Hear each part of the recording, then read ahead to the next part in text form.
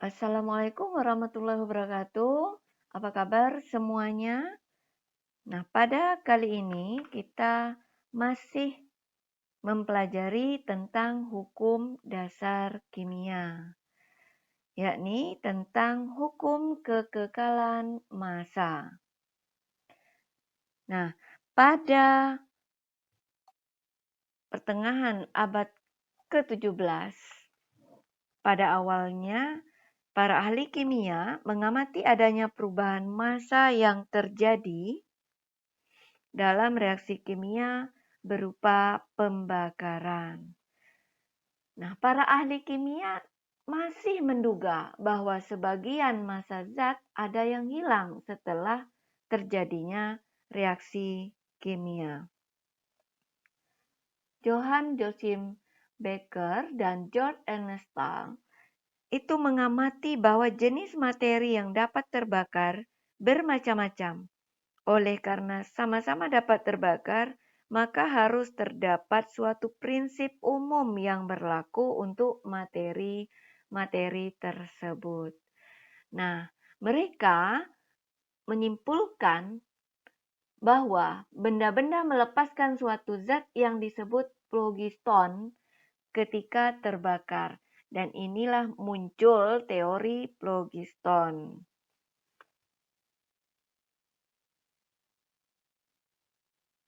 Nah, kemudian muncullah Anthony Laurent de Lavoisier. Ini adalah ilmuwan yang mengemukakan tentang ketika suatu materi dibakar, artinya materi tersebut mendapat interaksi secara kimiawi dengan oksigen dari atmosfer. Dan ini keterlibatan gas dalam pembakaran. Hal inilah yang mematahkan teori phlogiston yang dikemukakan oleh Johann Joachim Becker dan George Ernest Stahl tadi, yang beranggapan bahwa benda-benda melepaskan suatu zat yang disebut phlogiston ketika terbakar. Nah, di sini Lavoisier itu menyimpulkan dari temuannya bahwa materi hanya dapat diubah bentuknya, tapi tidak dapat dihancurkan. Nah, jika suatu reaksi kimia dilakukan dalam tempat tertutup, sehingga tidak ada hasil reaksi yang keluar. Nah, itulah kesimpulan dari Lavoisier tentang temuannya. Konsepnya adalah dalam suatu reaksi kimia tidak ada materi yang hilang ataupun bertambah. Contoh, apabila kita mengambil tepung 250 gram, kemudian ditambah dengan telur 250 gram, kita tambah lagi dengan susu 500 gram, maka akan terbentuk adonan sebanyak 1000 gram. Disimpulkan bahwa massa zat sebelum reaksi itu sama dengan massa zat setelah reaksi dalam sistem tertutup. Dan inilah yang dikenal dengan hukum kekekalan massa. Nah, kita perhatikan persamaan reaksi kimia. Na ditambah Cl2 menghasilkan NaCl. Nah, reaksinya kita lihat belum setara. Na di kiri 1, di kanan 1. Kemudian Cl di kiri 2, di kanan 1. Maka di sini kita kalikan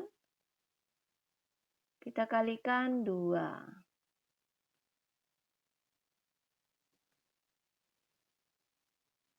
Oke. Nah, di sini Na-nya 1, di sini 2. Maka di sini kita kasih koefisiennya 2. Nah, reaksi setara ini mempresentasikan hukum kekekalan massa. Karena jumlah unsur pada reaktan yang berada di sebelah kiri itu sama dengan jumlah unsur pada produk. Nah, bisa dilihat di sini sudah reaksi yang setara. Nah, Na dengan Cl2 itu beda. Na. Bisa diperhatikan gambar yang ini Na, kemudian Na. Ada dua unsur Na. Nah, sementara Cl2, unsur Cl2 ini kita lihat di sini gandeng. Nah, itu bedanya koefisien dengan indeks. Kalau indeks itu atomnya berdekatan. Sementara Na ini atomnya terpisah. Kemudian membentuk senyawa 2 NaCl. Nah, baru Na bergandeng dengan atom Cl. Ada 2 buah NaCl. Nah, hal ini membuktikan bahwa selama reaksi kimia tidak ada zat yang bertambah ataupun berkurang.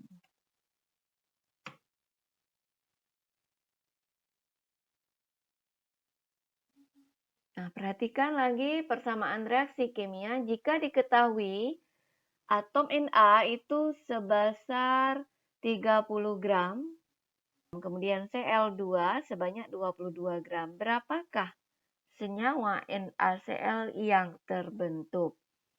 Nah, sesuai dengan hukum kekekalan massa yang disampaikan oleh Lavoisier, massa zat sebelum reaksi itu sama dengan massa zat setelah reaksi dalam sistem tertutup. Maka bisa kita buat massa Na tambah massa Cl2 itu sama dengan massa NaCl. Jadi massa Na itu sebesar 30 gram, Cl2 22 gram, sehingga itu hasilnya 52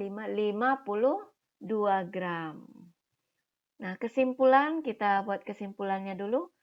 Hukum kekekalan massa merupakan keadaan yang menggambarkan di mana tidak adanya penambahan ataupun pengurangan massa zat dalam suatu reaksi kimia. Kemudian, massa zat sebelum reaksi sama dengan massa zat setelah reaksi dalam sistem tertutup. Nah, kita coba mengerjakan soal penentuan massa produk.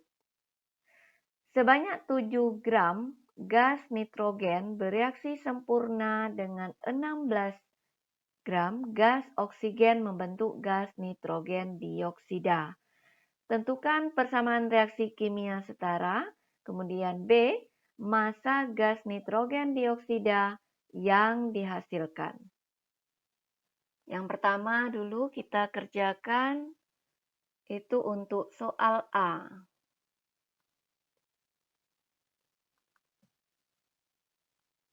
Untuk yang A, gas nitrogen berarti N2. Wujudnya gas. Tambah bereaksi sempurna dengan 16 gram gas oksigen. Sini O2 dalam wujud gas. Menghasilkan nitrogen dioksida. Nah, kita sudah belajar tata nama. Jadi, tentunya kita sudah tahu bahwa nitrogen dioksida rumus molekulnya adalah NO2. Nah, kita setarakan karena reaksi ini belum setara. Nitrogen di kiri 2, di kanan cuma 1. Maka di sini kita buat 2 sebagai koefisiennya. Kemudian oksigen, setelah ditambahkan koefisien pada NO2, oksigen menjadi 4 jumlahnya. Maka di sini kita kalikan 2. Nah, jadi reaksinya sudah setara. Oke, selanjutnya kita beralih ke soal B. Yang B, kita sudah lihat dan sudah membuat persamaan reaksi yang sudah setara.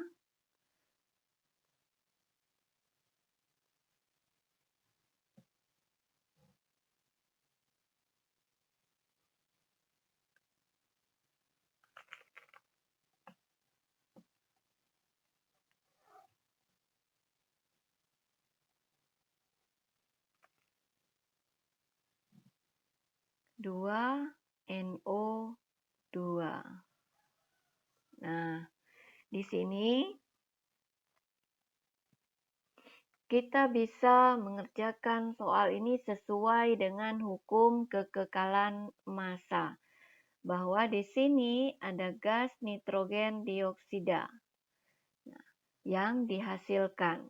Maka untuk mengerjakan soal ini bahwa massa gas NO2 itu sama dengan massa dari nitrogen ditambah dengan massa dari oksigen. Nah, dalam sistem tertutup. Ingat ya, dalam sistem tertutup. Nah, kemudian di sini kita masukkan sebanyak 7 gram gas nitrogen dioksida. 7 gram gas nitrogen, sebanyak 7 gram gas nitrogen. Maka di sini kita masukkan 7 gram. Ditambah 16 gram gas oksigen. 16 gram. Oke. Jadi 16 tambah 7 berarti 23 gram. Oke, ini adalah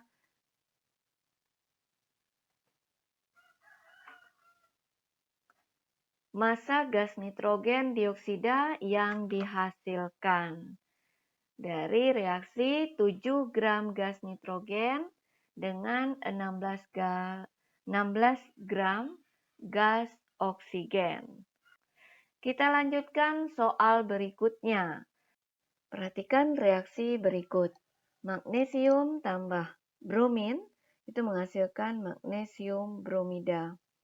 Nah, dari reaksi di atas, reaksi antara 8/10 fraksi massa magnesium dan 4/10 fraksi massa bromin membentuk 100% magnesium bromida.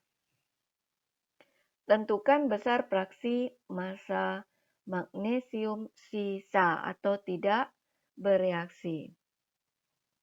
Fraksi itu sama juga dengan bagian. Jadi, kalau bagian itu misalnya ada bagian A, kemudian ada bagian B. Nah, ini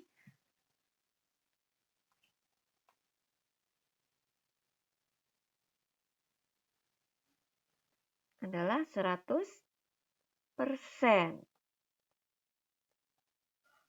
atau sama dengan 1. Bisa juga kita tuliskan di sini A tambah B itu sama dengan 1. Nah, itu untuk fraksi. Jadi kalau ketemu di soal tentang fraksi, jangan bingung dahulu, tapi kita kerjakan. Pahami dulu fraksi itu bahwa fraksi sama dengan bagian. Oke. Di sini yang ditanya adalah fraksi massa magnesium. Jadi kita coba kerjakan dulu. Magnesium tambah bromin itu menghasilkan magnesium bromida. Ya. Nah, dari soal ini kita lihat ini 8/10. Ini fraksi massa magnesium. Kemudian 4/10 bromin. Jadi di sini ada 8/10. Ini 4/10. Membentuk 100% magnesium bromida. Jadi ini nilainya 100%. Atau kalau 100% itu kita tulis dengan 100/100 sama dengan 1. Jadi dari soal tersebut di atas bisa kita representasikan bahwa magnesium ini tidak semuanya bereaksi. Ya, tidak semua bereaksi.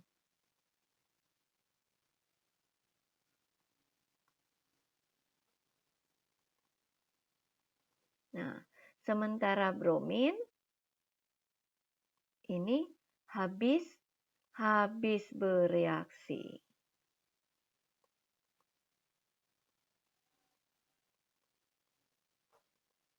Oke. Nah, dari sini kemudian reaksinya reaksi sisa. Magnesium tambah Br2 menghasilkan MgBr2. Nah, berarti di sini ada masa awalnya. Kemudian bereaksi, kemudian di sini kita buat sisa atau fundamen, ya. Nah, awalnya di sini tadi 8/10. Di sini 4/10. Nah, dari 4/10, 8/10, ini tadi terbentuk magnesium bromidanya 1. Nah, kalau di sini 1, tadi brominnya habis bereaksi, ini habis bereaksi, berarti yang bereaksi adalah 4/10. Nah, kalau di sini 4/10, di sini 1, berarti di sini yang bereaksi berapa? 6/10. Berarti mula-mula 8/10 bereaksi 6/10, berarti sisanya berapa? 2/10.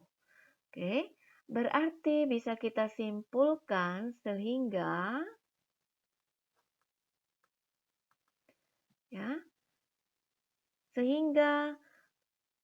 massa magnesium yang bersisa itu sebesar 2/10. Oke, ini adalah hasilnya. Semoga kalian paham ya. Ingat, ilmu tidak akan mungkin diperoleh ketika tubuh seseorang istirahat. Ali bin Abi Thalib. Terima kasih. Assalamualaikum warahmatullahi wabarakatuh.